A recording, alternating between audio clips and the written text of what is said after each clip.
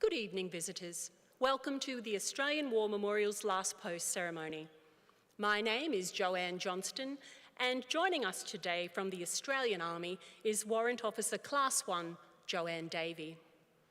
We welcome veterans who have served, those who are still serving, and the families that love and support them. The live stream of this ceremony is made possible by the Returned and Services League of Australia and the RSL and Services Club Association. We welcome members who are watching the broadcast of this ceremony across Australia.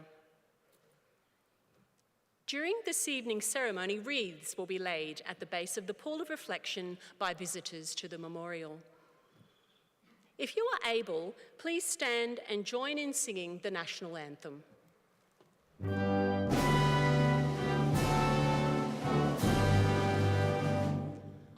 Australians, oh, let us rejoice, for we are one and free. We've golden soil and wealth for toil. Our home is got by sea. Our land abounds in nature's gifts of beauty, rich and rare. In history's page, let every stage advance Australia fair. In joyful strains, then let us sing, advance Australia fair.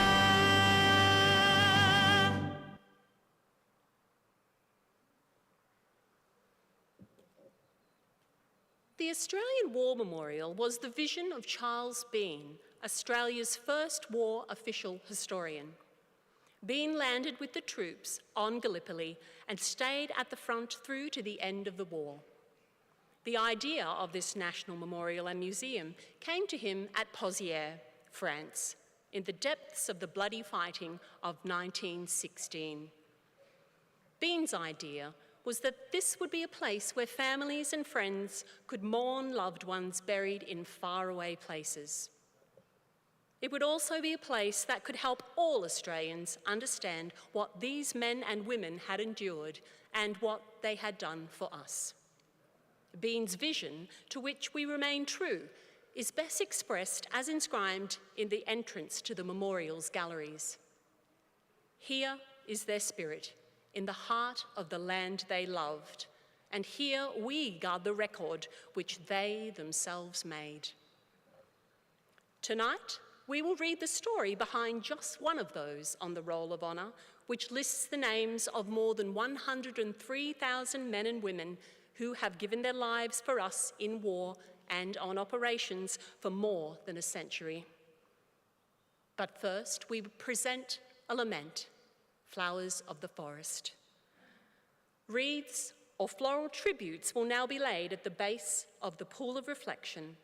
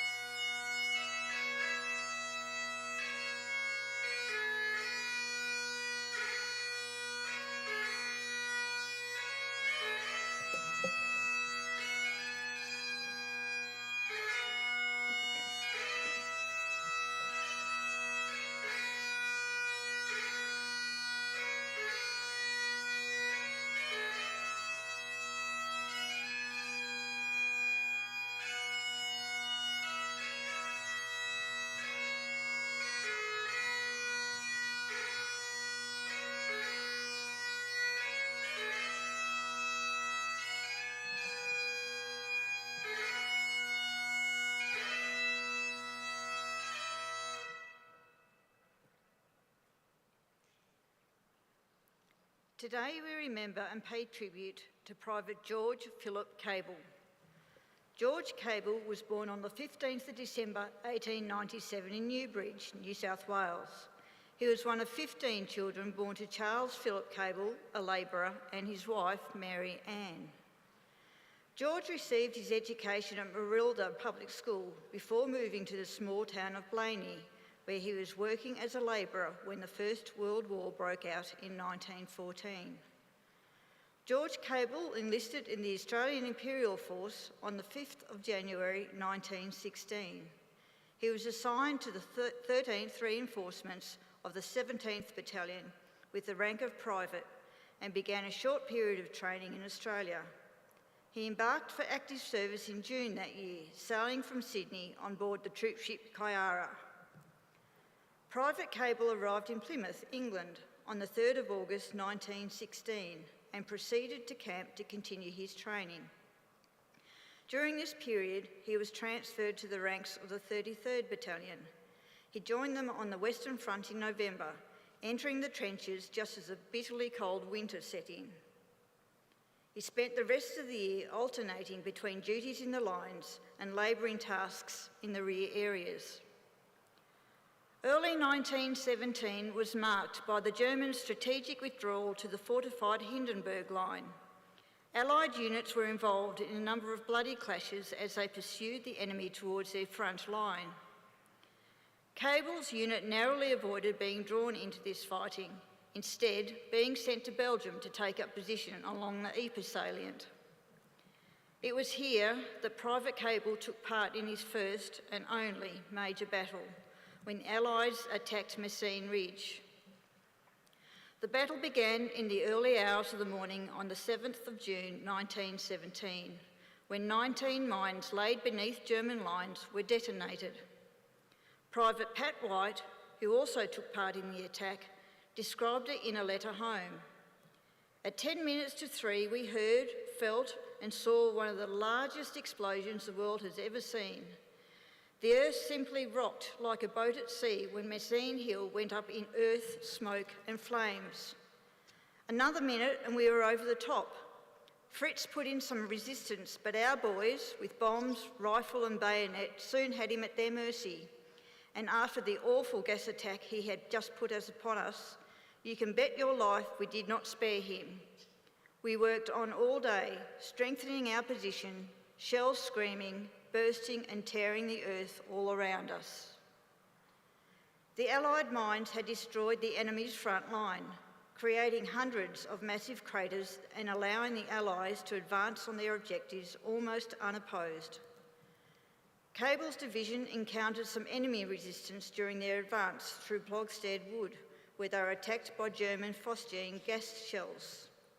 Despite this setback, the high ground along Messines Ridge was successfully taken by 5:30 that morning in a rapid and stunning victory. The entire operation cost Australian units more than 6,000 casualties. Among the dead was Private George Kable, who was killed in action during the attack. One of his comrades recalled, "I knew Private Kable very well. He was only a boy. He was killed at Messines. It was in the charge, a bullet got him and killed him instantly." Kable's body was retrieved from no man's land soon after, and he was buried at Toronto Avenue Cemetery in Belgium, where he lies today. His family paid tribute to him in a short memorial notice placed in the Sydney Morning Herald. It read, "We mourn for you in silence and not our outward show.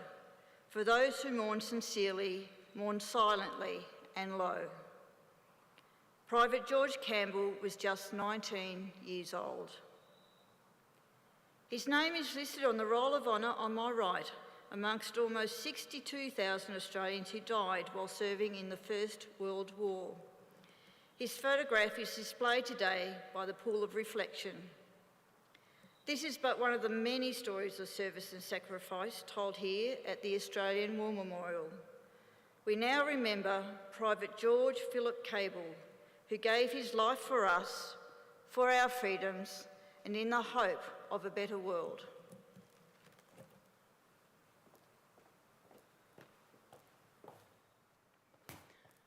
Please stand for the reading of the ode and the sounding of the last post. They shall grow not old as we the left grow old. Age shall not weary them, nor the years condemn. At the going down of the sun and in the morning we will remember them.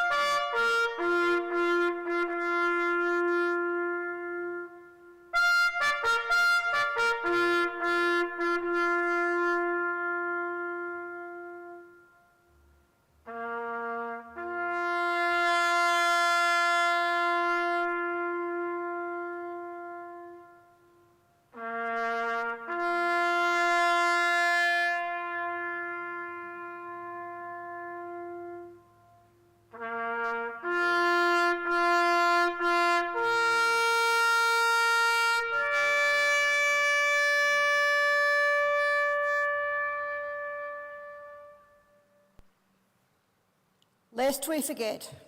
Lest we forget.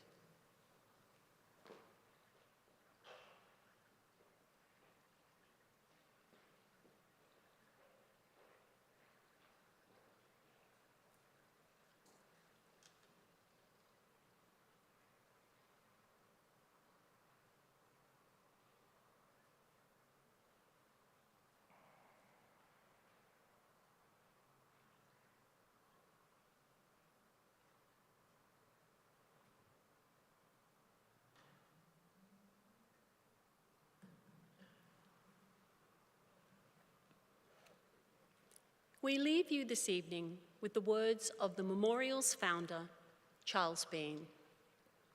Many a man lying out there at Pozières, in the low scrub at Gallipoli, with his poor, tired senses barely working through the fever of his brain, has thought in his last moments, well, it's over. But in Australia, they will be proud of this. Ladies and gentlemen, that concludes the last post ceremony.